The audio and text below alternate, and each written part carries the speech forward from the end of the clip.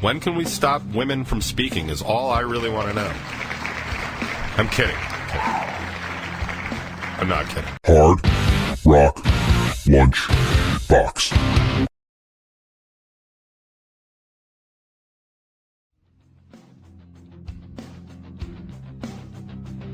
What is up, free world? Or whatever. I don't even know what to say. How's everybody doing today? It is time for yet another episode of the Krusty Krabosaurus. It's the Hard Rock Lunchbox, ladies and gentlemen. And that's just how it's going to be. I am sorry I'm late. I'm not actually sorry I'm late, but I'm just telling you I'm sorry I'm late because that seems like the right thing to do, especially in today's world of incredibly, horribly garbage customer service. But don't worry, we're going to get into that in a minute. In a programming note, this morning will be released just on Stranger Hit TV, just about 12 hours ago, will be the last of the top 20 videos without my new banner. Yeah! Woo! Give it up for the banner. So, if you want to check that out. One of these days, that statement's not going to have like a little coda at the end, and it's just going to keep on going, or just going to stop right there and just roll off into the ether. But for now, I am still filming the top 20. I know that for sure because I'm staring into a camera that is highlighting just how fat my upper chest has gotten. I am so unproud of myself. It's all stress management, people. So, namaste. Calm down. It's just a radio show. Just a reflection of your life and everything it means to other people and how much pressure that puts on you and all that other good stuff. But nothing to worry about here.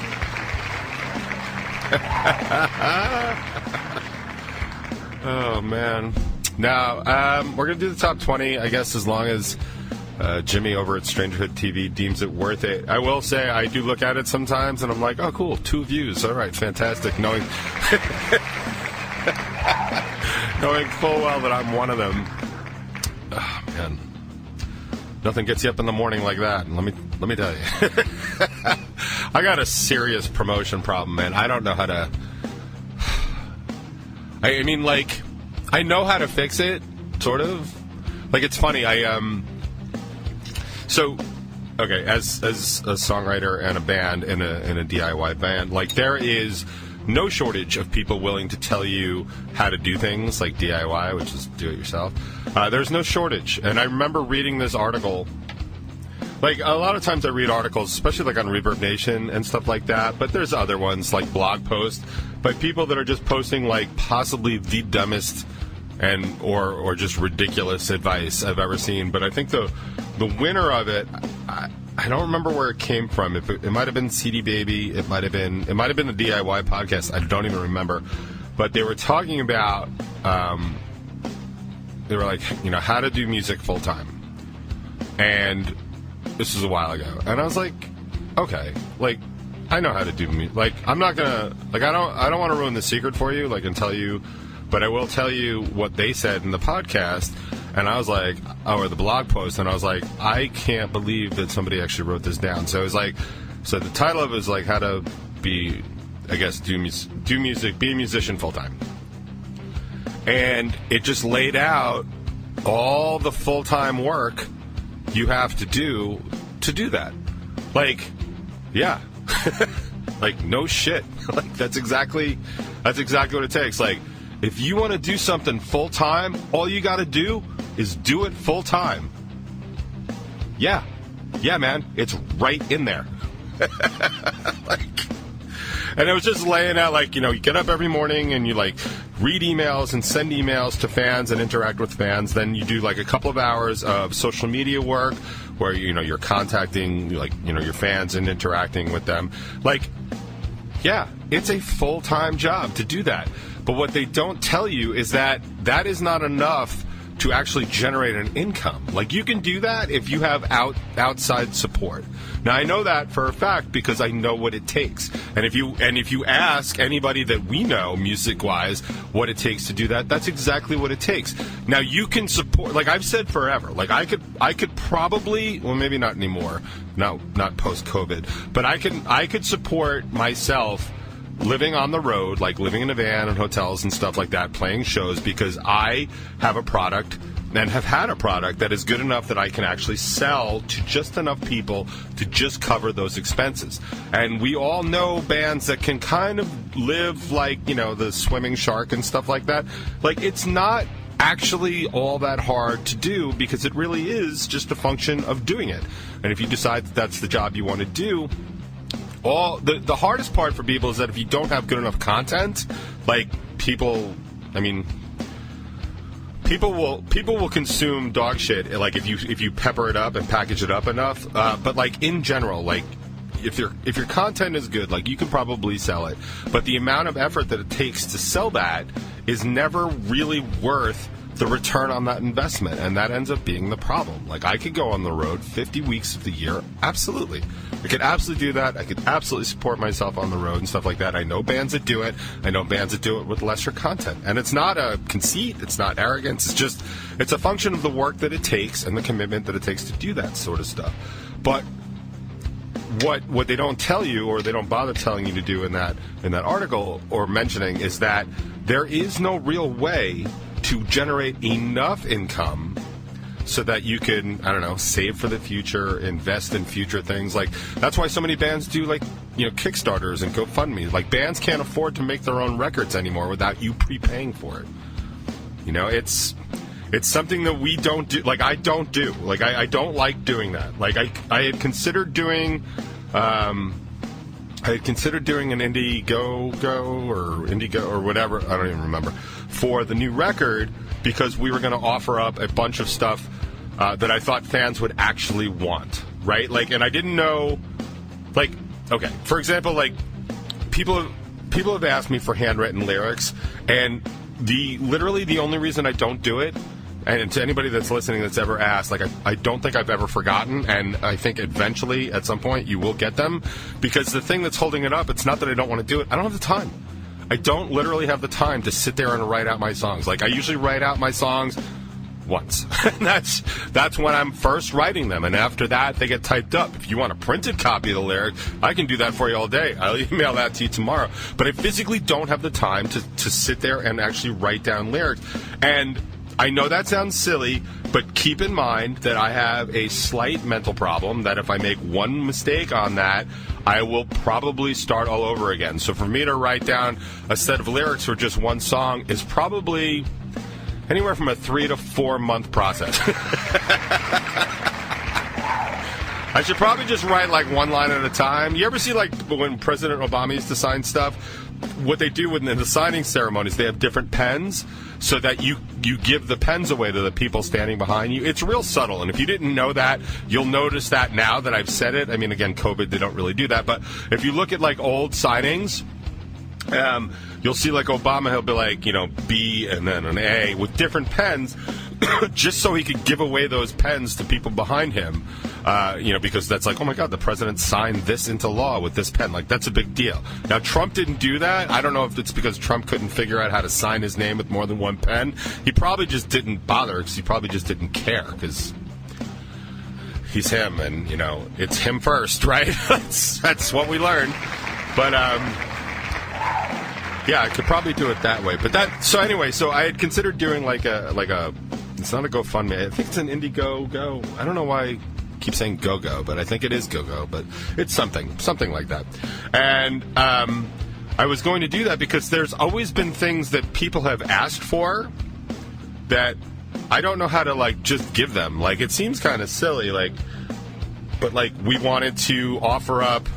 We had a whole bunch of different ideas, right? Like, we were going to do, obviously handwritten lyrics for something. We wanted to do an autograph record, especially when the vinyl came out. We thought that was important. So we wanted to just offer up these things that were just extra because I thought people wanted. So we had the lyrics. We have drum heads. We have, guitar picks and stuff. I was going to offer up a guitar lesson / dinner prep with Kaz, I thought would have been a super valuable thing. Like, go spend an hour with Kaz.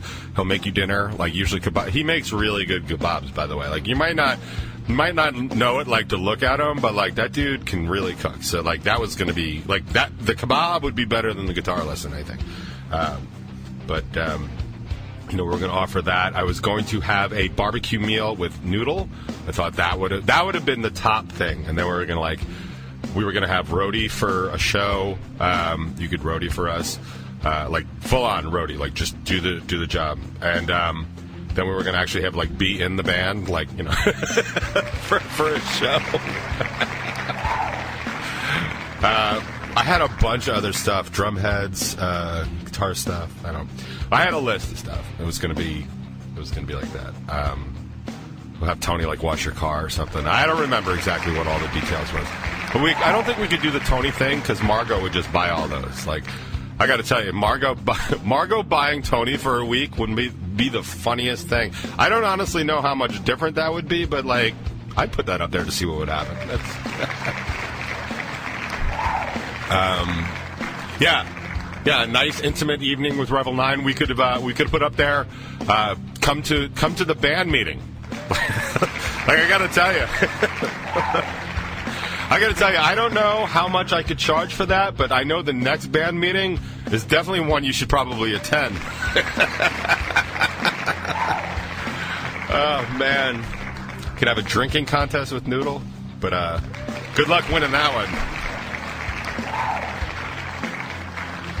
Although people have definitely attempted to get my drummer, like, much too high, and I don't appreciate that, so let's not do that anymore.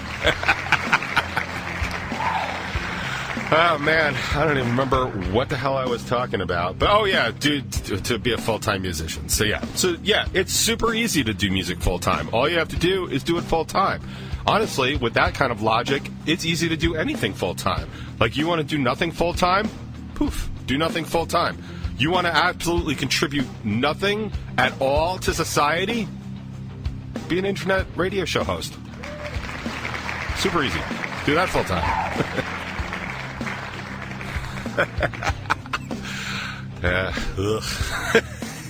Anyway, my point is, doing something full-time is different than, like, doing something and making a living at it. And I'm not even looking to make a fortune at it. Like, I was asked last night, like, what it is I kind of want to do with, like, my voice. Like, what do I want? And I was saying and lamenting that I like, this might come as a shock to you, but I like talking. But I do. I like communicating. It's not necessarily like I would really enjoy this show, I think, if I had like an actual co-host that I could talk to, or multiple people. Like, even in the chat, like, if we could figure out a way to have, like, some dialogue back and forth, like some Q&A, like, I'd be down for that. Like, I don't know exactly how that would make sense. Like, maybe I could Zoom meeting in the middle of this stupid show, and we could be like, and now let's do 5 minutes with the crowd. Like, of course, I would probably have to use that sound effect, but that's neither here nor there. But, like, I like doing that kind of stuff, and I realize that I've always liked doing that. I've liked talking and communicating and the exchange of ideas, and I find that in songwriting and stuff, it's a little bit more of a TED Talk, like, which I would also love to do. I would love to do a TED Talk. I don't know what the hell I would do it on, because much like most annoying people, I am an expert in nothing, and, expert in nothing, and kind of just slightly knowledgeable in, like, everything else. And that is a rule to be, that is a surefire way to become an annoying person, which I think I am. So, yeah.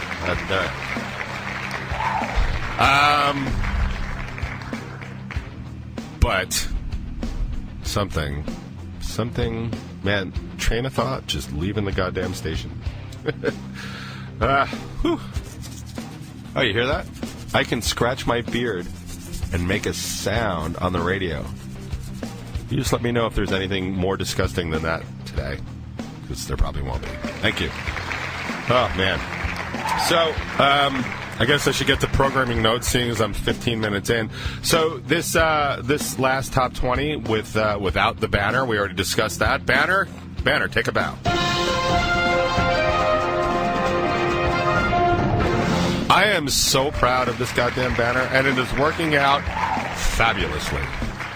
Like, I don't know how much more professional it makes me look, but I really had nowhere to go but up, and I think that's kind of important. But this week on the top 20, it's the one where I'm talking about how Alabama is really the shithole we got to keep an eye on, as opposed to Mississippi. But it turns out Texas coming right along right behind them, embarrassing the entire world. I don't need to get into the abortion debate. It's hella interesting from a political point and a judicial point. Like, I strongly suggest you look into everything that's going on with personal domain and Grindel's Den and all these other this is a good time to be alive if you're not a woman from Texas, but are interested in the way the law of the land gets settled. We don't have a lot of that stuff. I mean, in our lifetime, we've had a few really big ones, but this one's been going on for years, and this is a big deal. I do think it's funny, though, that Texas decided to enact basically what amounts to an abortion ban at the exact same week that Mexico decided that was barbaric and ridiculous and unconstitutional, and basically had their Roe v. Wade moment, in the same week. We are just, seriously, the United States, is just going like this. The United States is, becoming more and more like the Taliban, kind of every day. And if you don't agree, that's fine. But, when we start enacting laws for religious reasons and stuff like that, what are we doing? What's next? When can we stop women from speaking is all I really want to know. I'm kidding. I'm not kidding. I'm kidding. Totally kidding. But I like that Mexico is championing human rights on our southern border, and we are just trying to repress them as much as possible. But also Texas went ahead and they signed their ridiculous and probably unconstitutional voting restrictions law. Now, it's actually not all bad, which is funny because some of it, they set minimum hours for early voting, which is nice to have in the rules and stuff, but it's just there was I read something that was there was 425 pieces of legislation brought in since the last election to the various states versus vis-a-vis voting, and all of the red states are restricting voting. All of those laws and bills are for restrictive voting, and all of the blue states are for expanding voting. Could you be more to Americas? Could you I saw something the other day. I don't even remember where I saw it, but it was so telling to me. And I think the post was something along the lines of it's fascinating to me to watch people at a pizza party, where you have groups of people that are taking 3 slices of pizza because they just don't know when the pizza's going to run out, and then you have people that are taking just 1 slice of pizza for the very same reason. And to me, that defines the two Americas that we're living in. Just completely defines it, because I've been saying it forever. It's that whole me first thing is exactly what's been happening. And if you're acting that way, first of all, you're a poor American and you are hella bad Christian. So that's the argument I get in with religious people all the time. Because as soon as people start criticizing people in the name of God, all I just do is start quoting the Bible and pointing out stuff all those times that Jesus was casting those stones. We all remember that, right? And how he didn't even want to help the lesser amongst us, especially those goddamn lepers. And goddamn stuff like that. People in the name of God just come up with some really interesting ways to express exactly what Jesus said, which was none of those things. So anyway, I actually had stuff written down, but I just sort of suck, so that's it. So in other programming stuff, the full interview with Paul Mark from Silverstein is out. Is it out? Is it out this week? No. Yes, I watched it. Yeah, I watched it yesterday. Man, I'm having such a week. I watched it yesterday. It's a hella good interview. And also, if you have not checked out the Bacon is My Podcast interviews in a while, Mike and Jimmy have changed format a little bit. A format that I really appreciate because they kind of intro everything and they just sort of talk, which is... I like the interviews, and I find, people are interesting for a while, but, Mike and Jimmy are 2 of my best friends. I'd rather watch them talk, and it's just fun. And then on this one, Jimmy talks about the house that they stayed at when he went out to officiate that wedding for his brother. It's funny, and it might be funnier because I was getting pictures in real time of the house that they were staying at, which I don't even want to ruin it. Just head on over to Stranger TV and check that out because that was definitely super funny. So definitely check that out. It was good. They also are doing a crossover with the Honest AF show, Honest AF podcast. I don't know it, but it's super cool that they're doing crossovers. Crossovers I always find to be fun, and TV and bands and radio and all that other stuff. So be sure and check that out. That, I think, came out last night. Again, I am super behind because of work and just messing up life in general and all that other stuff. But that's pretty much all I got for programming notes, except for one thing, and I'm going to apologize in advance, and please don't give me a hard time about this, but there will be no show next Thursday, and there's a period after that. I am going to not be able to be here next Thursday. It happens... I think the last time I was off was like 2 or 3 years ago. I physically cannot be here. And I considered doing one of the replay shows, but as I've said in the past, the last time I did a replay show, I got like almost hate mail. like literally almost hate mail. So I am not going to do that. Just consider it just a week off, and I'm sorry. I can put together a playlist and maybe publish it on Spotify if you want to know like what I probably would have played. We could do that. I had always considered maybe doing a best of, but again, people hate replays. And honestly, is there really a best of this show? I didn't think so. The one good thing is that it will move the top 20 up to 1 week behind this show, which I think will make it more timely. Not that many people watch it anyway, but if it will make it more relevant, so maybe it'll pick up more search hits. I don't know. And as always, if anybody has any ideas on how to make the top 20 better, how to make it more successful, or how to make the Hard Rock Lunchbox better, I'm open for ideas. I'm open for all ideas except for let somebody else do it. That seems to be the number one idea, and I feel a little bit offended by that. And I think that's probably appropriate. It's so funny. I actually wrote down stuff to talk about. And I want to talk about really bad customer service from Metropolitan Life, company you keep, which is funny because I'm wearing my Snoopy shirt today, and Snoopy would be ashamed of the customer service I got from them. I also wanted to talk about infrastructure a little bit because that's going on right now, and it's not really political as much as it is topical, but I want to talk about that. And I have some news about KJ's and the Unplugged shows, and it's not good, and I want to talk about that too. But maybe I'll just talk about that either during the show or at some point or blah, blah, blah, blah, blah, blah, blah. I don't think bad customer service is going away.